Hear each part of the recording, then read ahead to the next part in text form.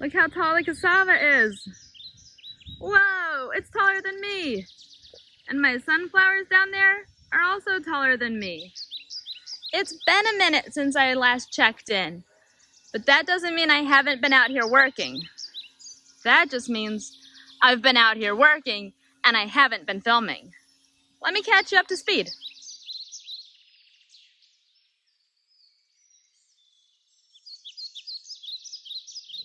Expansion number 4 is underway. This whole area has been grass, and I'm now burying the grass with dirt.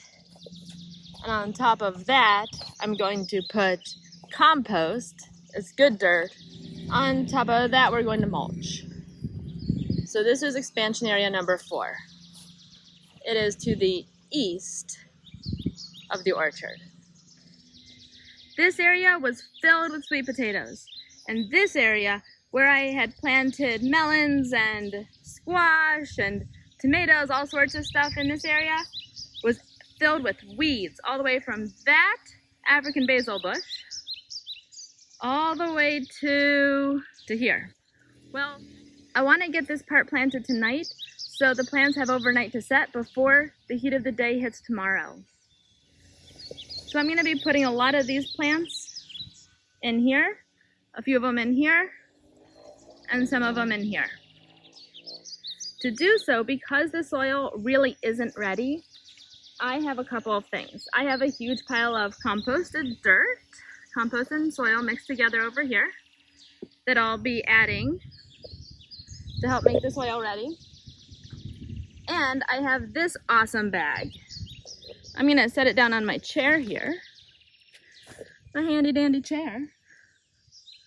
We'll spin it around. You may be wondering what I have in this bag. And I have oats to add phosphorus and iron to the soil. I have black tea to add nitrogen. Green tea as a natural fertilizer and to add nitrogen is cinnamon. And the cinnamon is good for root growth. It also helps prevent diseases and keep bugs away. Mixed in, I have eggshells, which are great for calcium and keeping slugs away. The coffee grounds are good for drainage and aeration, and they also return organic matter to the soil. It is a mix of moringa and coconut powder. The coconut powder supports healthy plant growth, and it helps with water management and air capacity. And of course, the moringa has a bunch of minerals, such as calcium, potassium, and iron, which is good for plant growth, plus many vitamins, such as cytokinin, which is good for stimulating cell division, and zeatin, which supports the preservation of small cells, and the moringa is an organic fertilizer. So I'm gonna mix this in with the compost to give these plants an awesome start. I got it in. It looks great. Looks like my plants are enjoying the plant food.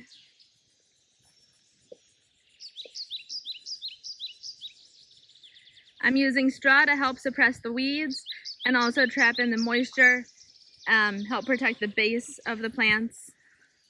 But it's doing great. Everything likes the plant food. My jabo tree wasn't doing great, so I got it a friend. And it seems to be doing pretty well. We have some new growth here and new growth here, new growth here. That's all really, really good. Let's check in, see if we have any new growth over here.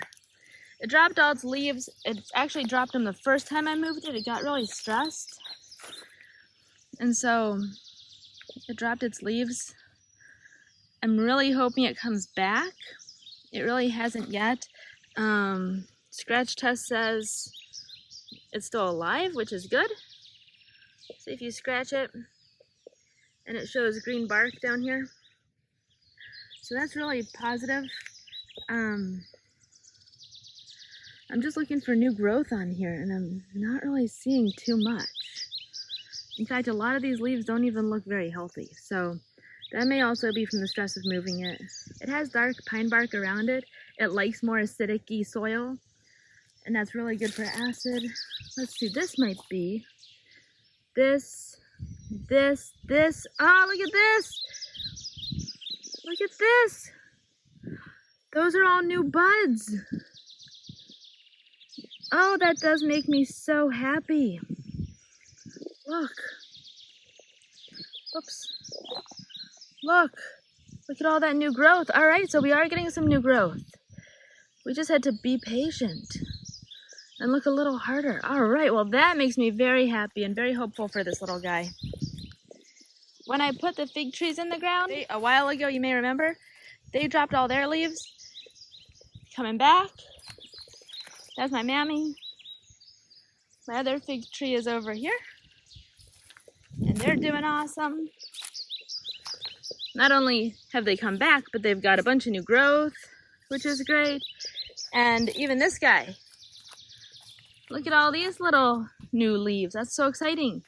Around the same time I planted the katuk and the salad trees, I also put in this June plum tree, and look at that. It had a few leaves on it when I got it. It's starting to fruit, which is awesome. It's got some new growth, which is so fantastic. That makes me so excited to see. Let's check our papaya. Remember from the video on the plant food how the papaya was not doing well. Well, its new growth is growing, which is exactly what you want from new growth. And let's see, we've got a little bit here. That's looking good. We have one over here that doesn't seem to have changed too much. This might be new. I can't really tell. It may be where the other branch leaf just fell off. But this part's super exciting. That is awesome, huh? One of the next steps I'm going to do out here is I'm going to come out here and mix around the center of the banana tree circles. See if anything's happening in there. Remember that mulberry? Woo! Is that a tall mulberry? Much, much taller than me. I had a strawberry tree that broke. We're going to go visit it in a minute. I did put in another strawberry tree to help encourage growth from the original one. And this is it. It's doing really, really well. My passion flowers are amazing. That is such a neat flower. So cool. And so that's really growing up, starting to vine out so nicely. I really should have cut down these Mexican sunflowers well before now when they got about my height, right around 5 feet. So that'll be a fun project to come out to. Here's the original strawberry tree that I had. We had a big wind and it broke off here, so I put the other stick in the ground here and it doesn't seem like it did too much, but I'm gonna leave it just in case.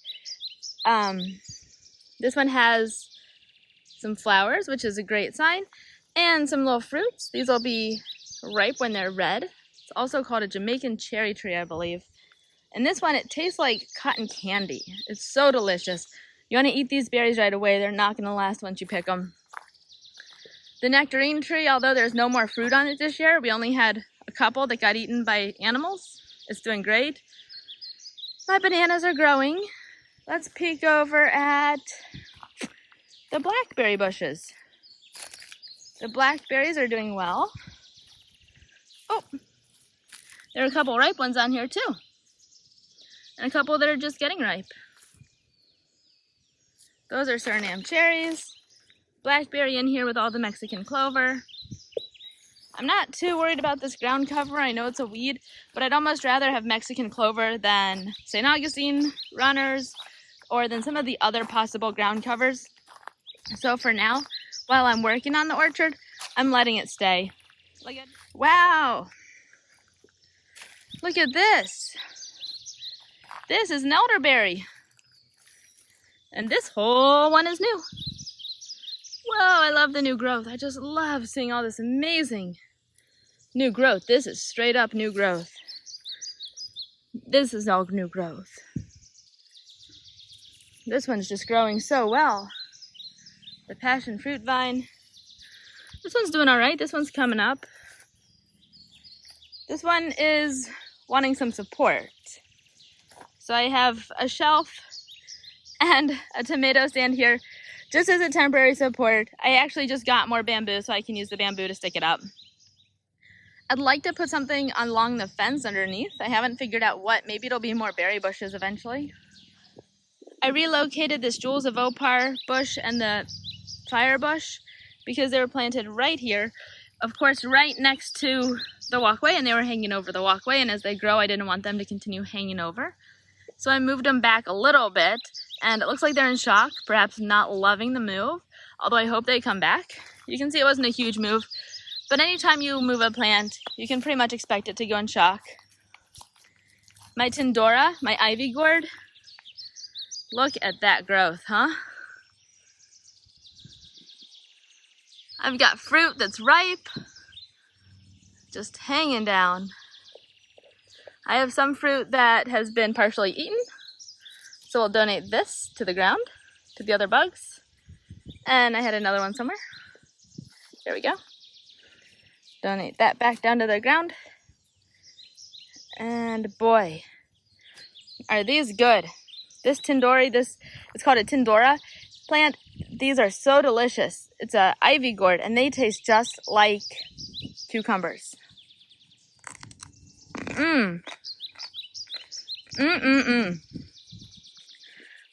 Sometimes the inside's orangish, sometimes it's white like a cucumber. It's just delicious. Let's check on our beauty bush and our avocado tree. The beauty bush is making some great, beautiful berries. Woo! And the avocado tree, if you remember from my video on the plant food, it was just about dead. It had no growth on it. It was all looking like this brown top here. But look at that. Is that fantastic? You may remember I moved the lychee from right up next to the guardrail over to here. Again, it wasn't a far move, maybe 1.5 feet.